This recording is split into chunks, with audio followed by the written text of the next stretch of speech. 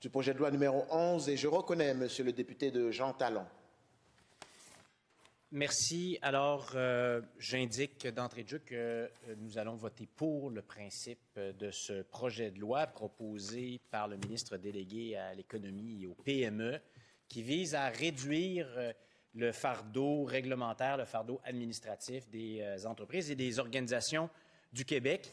Nous sommes pour parce que j'ai eu la chance de parcourir le Québec à la rencontre des entreprises, des organisations, de la société civile, des entreprises, c'est les PME, les grandes entreprises, les entreprises de l'économie sociale, et toutes, sans exception, ont fait ce même constat, qu'elles croulent sous la paperasse, qu'elles croulent sous le fardeau administratif, qu'il y a des règles qui se superposent, que c'est difficile de s'y retrouver dans le labyrinthe des règles applicables, des programmes gouvernementaux, qu'il y a des dédoublements et qu'en conséquence, il faut maintenant se donner une orientation différente qui vise à mieux accompagner les entreprises en comprenant leur réalité, ce qu'elles vivent sur le terrain et ce qui va nous permettre ensemble de propulser l'économie du Québec. Donc, un investissement, c'est de réduire ce fardeau-là pour permettre à nos entreprises, à nos organismes de se concentrer sur leur mission fondamentale qui est de contribuer à la prospérité du Québec. L'étude qui a été réalisée par la Fédération canadienne de l'entreprise indépendante est importante. L'étude nous mentionne, nous dit que les coûts en délai, en énergie, en ressources humaines s'élèveraient à 11 milliards de dollars compte tenu de cette paperasse et de ces fardeaux excessifs. Donc, il faut s'en occuper. Par contre, c'est important de mentionner le constat aussi des gens d'entreprise qui nous disent que, en fait, dans les dernières années, dans les 8 dernières années, on n'a pas amélioré la situation. Et pourtant, le gouvernement de la CAQ en a fait un cheval de bataille avant son élection en 2018. C'était un des principes fondamentaux de l'action de la CAQ, de dire on va s'attaquer au fardeau administratif, au fardeau réglementaire. Il va y avoir moins de monde dans l'appareil gouvernemental et moins de paperasse, et ça a été l'inverse. Alors, malgré le plan PME du gouvernement de la CAQ, malgré le plan d'allègement réglementaire 2020-2025 du gouvernement de la CAQ, malgré le projet de loi 85 adopté récemment qui vise l'allègement, malgré les annonces répétées, malgré les programmes répétés, il y a eu très peu d'effets concrets sur le terrain. Qu'est-ce qu'en dit la Fédération des chambres de commerce du Québec? Elle dit, je cite, « Sur le terrain, on ne sent pas les effets. Les entreprises n'ont pas l'impression qu'on a réduit leur fardeau administratif réglementaire au cours des dernières années. » Qu'en dit la Chambre de commerce et d'industrie de Québec? Je cite, « Je ne crois pas que ça a apporté tant de changements que ça. En fait, si ça avait changé quelque chose, les entrepreneurs le diraient. Or, je n'ai rien entendu là-dessus. » La Fédération canadienne de l'entreprise indépendante, je cite, « Si on prend nos calculs en termes de coûts, ça a augmenté.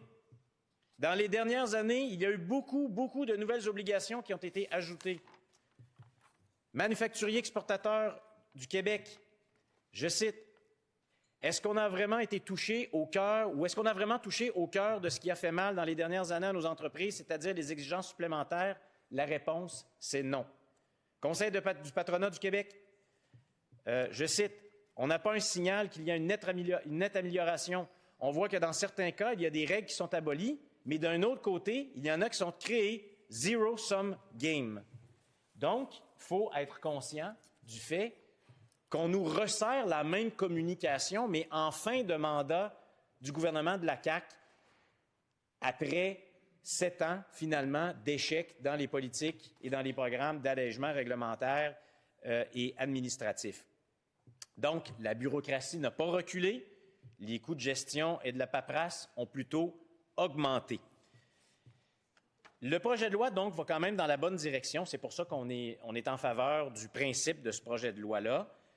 Maintenant, l'essence de ce qui est proposé par le ministre et par le gouvernement de la CAQ, c'est la formule 2 pour 1.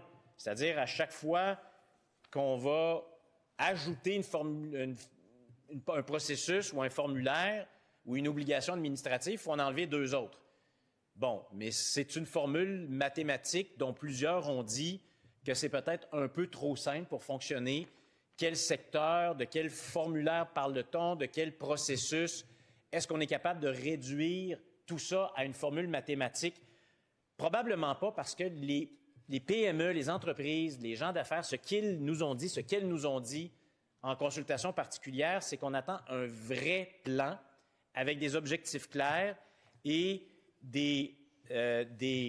une logique claire qui ne se réduit pas donc à cette formule mathématique, mais qui va aussi induire un nouvel état d'esprit. Un nouvel état d'esprit dans l'administration, mais il ne s'agit pas uniquement de parler de formulaires et de procédures, mais donc de mentalité.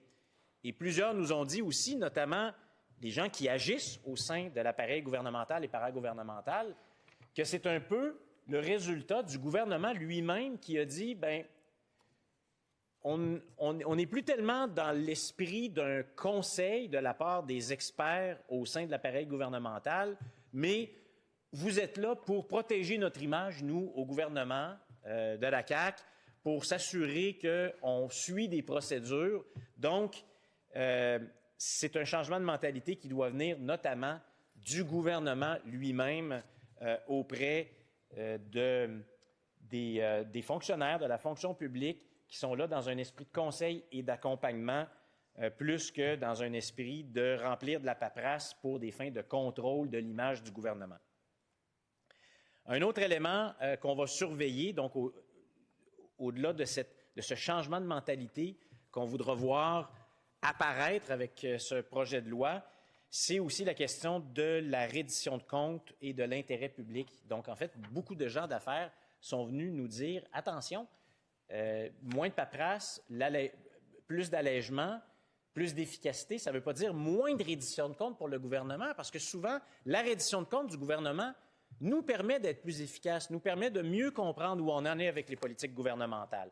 Donc, y compris des associations de gens d'affaires, mais aussi plusieurs associations de la société civile sont venues nous dire « Attention, on ne devrait pas diminuer la reddition de comptes gouvernementale qui nous est utile, puis qui est utile dans l'intérêt public, puis dans un objectif d'imputabilité du gouvernement. » Certains sont venus nous parler aussi des pouvoirs qu'on enlève à la Régie de l'énergie.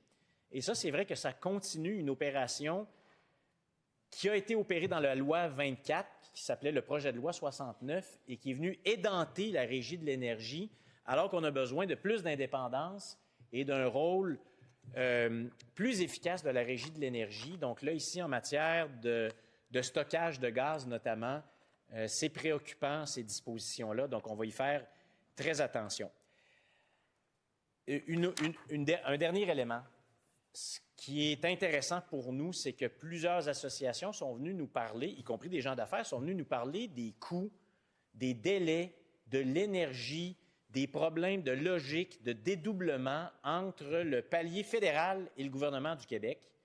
Et on l'a mentionné, c'est une indication de ce que sont les coûts réels du fédéralisme, de ce que ça coûte pour les entreprises québécoises, de ce que ça coûte pour les organisations qui doivent, au jour le jour, gérer ces dédoublements, gérer ces délais additionnels, gérer cette paperasse et ce gaspillage de temps et d'énergie et de l'argent des Québécois par le gouvernement de trop, qui est le gouvernement fédéral. Donc, des consultations particulières, et ce que sont venus nous dire les associations et les gens d'affaires pour ce projet de loi numéro 11, mais aussi dans un autre projet de loi qui est actuellement en consultation particulière, qui est le projet de loi numéro 5 sur l'accélération des projets.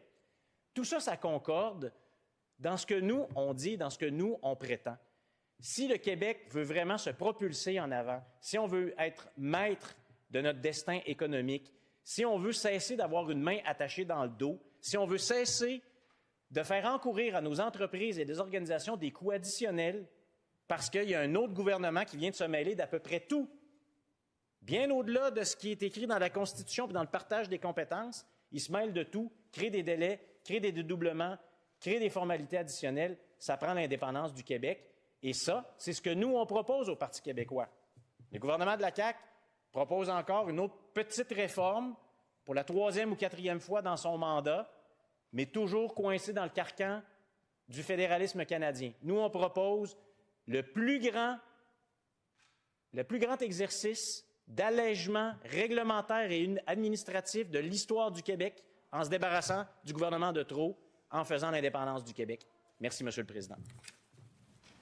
Merci, Monsieur le député de